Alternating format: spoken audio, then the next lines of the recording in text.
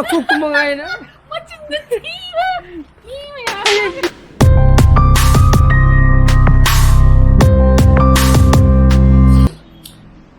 चलो बा ब्रेड चा गया बा जो कोई युगिन ना तो सुन तो पामले बको कोई गई की तो कावे तो नहीं आता नहीं पर मैं नहीं वो हाम रे वो वाला बजाता है ना वो घरी थोड़ा बहुत ले ली चलो बा so mayonnaise सब सीधे किसान है anyway guys good morning guys welcome back to my channel मैं am nuai be ne khal Mandi warabina mo kita kota ada, cien betul kota boleh mo. Celah.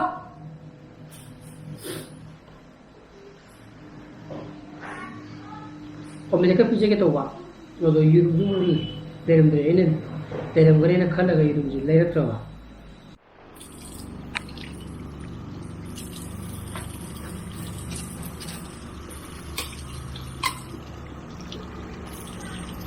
Kita usaha benar, oh.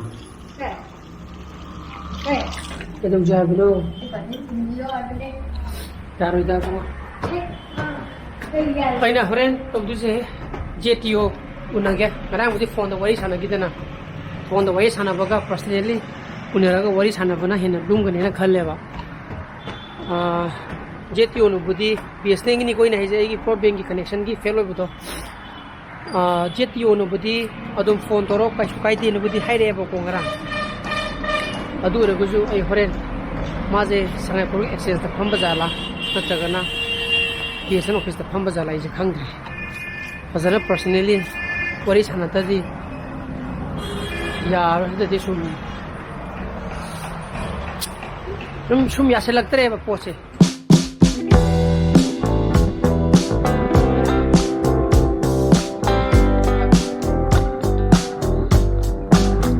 Saya lupa nang saya tadi ko. Aduh macam mana mai ni? Si mai wire ni. Waktu tim bio na tum tahu le di je. Mabai mana sa? Kiloi. Mabai jadi pun hom dah. Kusen sat bane ba. Ibi cawai dah. Aduh mang dah logo lah agak itu. Ye ngaji hari khana raje. Hari nanti hari khana ni. Kari je. Nang nahan macam gitu di. Aduna kari Amazon ki cheli duna Amazon ki nan ai mauk sama chen bato kanjine yam kuine sat ba nai re chue ha Aduh, pamai tiura. gitu sida phamagi ai mauk sama chen gi ba wireless ki nano hong mani do abda discount da 200 pi ba 199 pi ba mauk sama da chen gi na the ai ni pigi magi pot ani chemba kan da pacham nga yong da odi mok so hapta laga di lupa samnga yo wai tai o to ga chem di ba o da ka ne yam na khang da mu khota bne na hara ba adu du taw yeng age Kerot tu.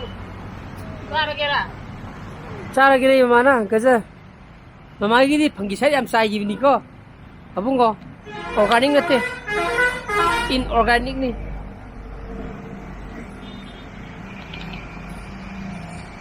kana na pira ki gajar dugo Pira te hai. Lai or bo ning na tor gajar roi le. hai ne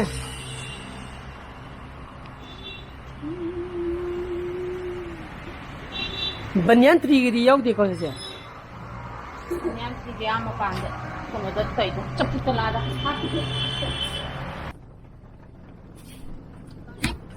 Mama thazure. 마음에 닫아버려 모세. 와, 쟤네 저는 봐 닫아봐 뭉청이 만 행하면 되나?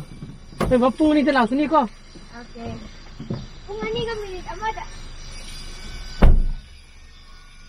금방 더 거기 쟤 사는 누가? 봐.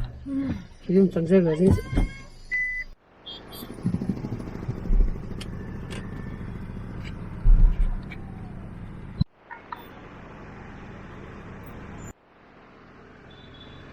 Kumang lupe. Sige, traffic jam sini. Nung lumangira, kara tawi ko. 옴질러 더우기네 왜냐면 홈망청이지.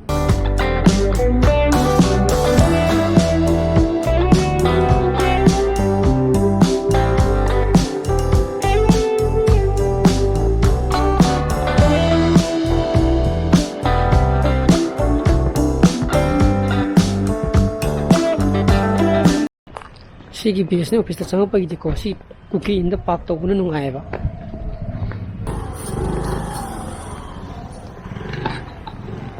오늘은 까나 오늘도 좀 더 한국이게 상가가 멋있게 빠져서 비비를 듭니다.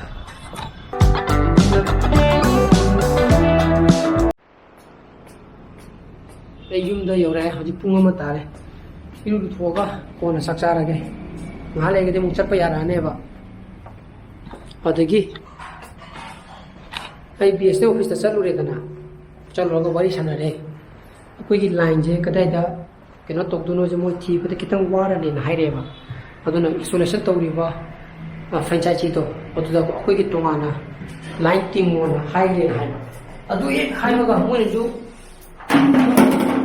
아이 마음도 무슨 그때 다도가 머리 사네고. 왜냐면 그때 동네 너무 따래. 어두로도 솔루션 떠오르고 뭐 강부로 응원의 폰 떠오르는 놈이 진짜 띵내고 혼하게나 어더라이디 타복도 야는 빈디가 암래래 그렇다는 띵비로 아예 띵고 야라 되는 하이그래 그게 자나랄게 그게 자나 이노 보나 봐니 바이가 lepup산에 숨거리 찜찜이잖아 이바이 니네 이바이 잠깐 서겠다 이봐 그랑 시간이다 왜 펑 넣어놓은 바이기 세컨다 마이 그냥 왕보네 아더니 이사는 빠지 하나 타다비라먹게 나 짤로 들어 봐 남편도 짤로 그니 바이 타봐 여래 진짜 가리면 빡돌이지 시기버리 이제 빡돌이고 나는 문응도 그저 도전도 야로이봐 바킹 내려머로이봐 어딨나? 딱 오피셜 넘어가 에너지로 보거든 나 땀 까우고 유세선이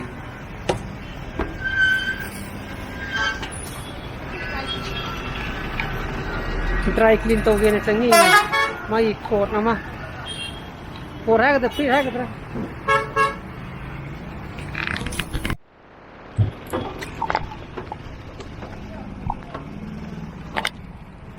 난다라가 아고 든나 뚱뚱뚱 따부도 예라 시르라 우마번 트라 시르라 손들어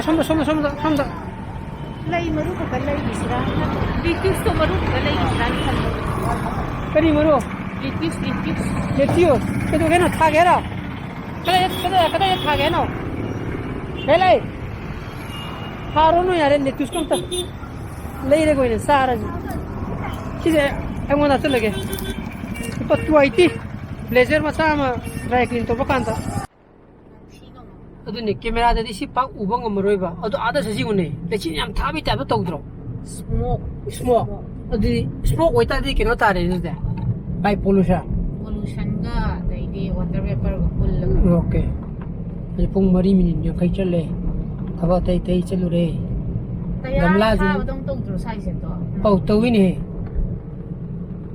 hai mai phum thole du ne to hai mai ma thare du ne phok waramdre mai khu oile me du ne sao le ni hai ba chu mama ki kenom le de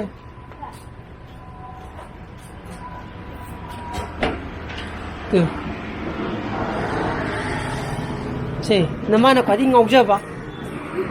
gamla.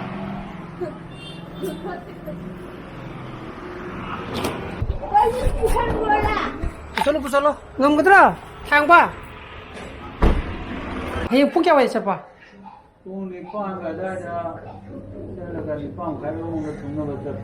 하이나라 봐. 허지. 아이드롭 합드나 마음이 갖고 뭔가 또 메담비 풍파 เป็นมะม่วงแบบได้เลยกันนี่ anytime หลับอยู่หลับที่งานหลับที่ตรงนี้ Hadi งินลาดิคุยเงินจะงอวิดนะเงินลาดิเงินตกดุนทรอฮะที่แต่คุยเนี่ยดักเตอร์นี่นะ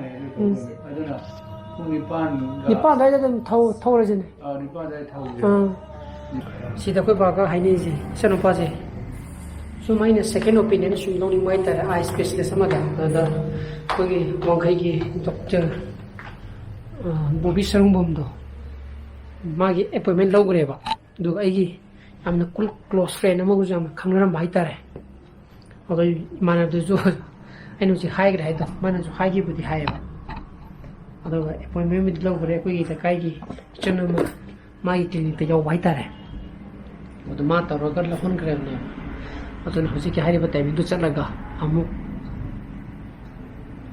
माना अमु करी high के तो मधु युगे तातु के तो बनी ता को second opinion gumba lo de angon de confirmation amadi phangidana madobona ina isin every doctor bu cannot tongna lo bi gi wana ta ai di lana yi yenga ngoni siram turan tolong ngoni heavy na ta mapa ma uru bagi ai chan pa da thokpudo kadai bu cannot tong ki habdo aina autopathy gi ai di second opinion lo bata de angon da o mo da mazum sengjai dana adu ka ki wani da ko amada bu yeng bo ro amada bu yeng bo ro ai du lâu cái này khăn lên xoay nó có, tụp parent sụp mang ai đấy, tụp khaki này.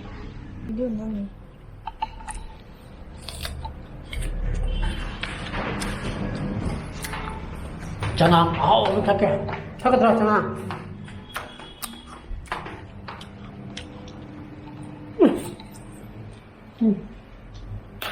Có mấy có một hàng nào chứ? Sao mà cây ra? Ikaw ra. Ha? Ay, kadro go. Kari? Kubi mo yaw ay nung sinara di. Kak pada kubi yaw tare neta. Kak nai dumuk kangan gehara ba. Ha? Kari ya? Komposiem namne ba. Sina nu yum di pok putra. Kumula pa to ju yam tai hai kuni ne ngara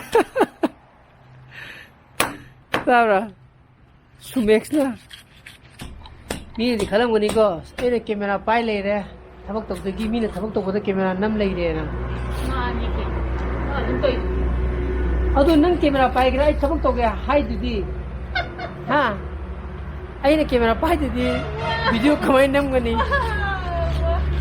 lao ne nang kap lao ne ai tok gi lao ne aduga video ki damakta ka mingoda camera pa laga ina thamak tongbu sa du dei ni talle ba mani tu ka dane han tai me anje hai tabde tawi chin thi nu ai video ro kot tawri mi ta asing mangi nam ni hanga ba penga ni hai ai ngodi yenga thambak to yang nu khubi mu yaw gini ngamja roi